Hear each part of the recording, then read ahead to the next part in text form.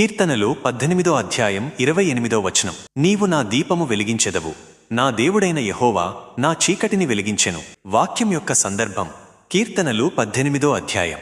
దావీదురాజు తన శత్రువులందరి నుండి మరియు ముఖ్యంగా సౌలు నుండి యెహోవా తనను విడిపించినందుకు ఆయనకు కృతజ్ఞతగా పాడిన పాట లేదా స్తోత్రం.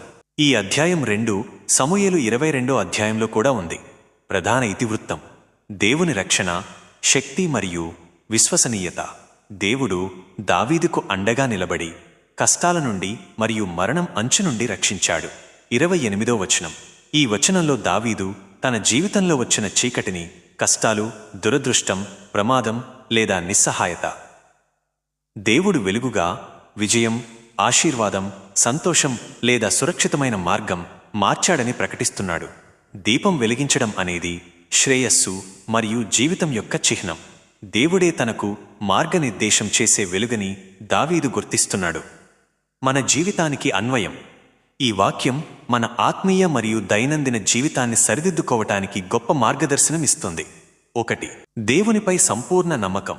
మన జీవితంలో కష్టాలు, నిరాశ, చీకటి వచ్చినప్పుడు మన సొంత శక్తి మీద కాకుండా దేవుడే మనకు వెలుగునిచ్చి మార్గాన్ని చూపిస్తాడని, నా దేవుడైన యెహోవా నా చీకటిని వెలిగించెను, దృఢంగా విశ్వసించాలి. 2. ఆశ నింపుకోవాలి. ఎన్ని సమస్యలు ఉన్నా దేవుడు మన జీవితపు దీపాన్ని తిరిగి వెలిగించగలడని, అంటే మన జీవితంలో ఆశ, సంతోషం మరియు విజయం తీసుకురాగలడని గ్రహించాలి.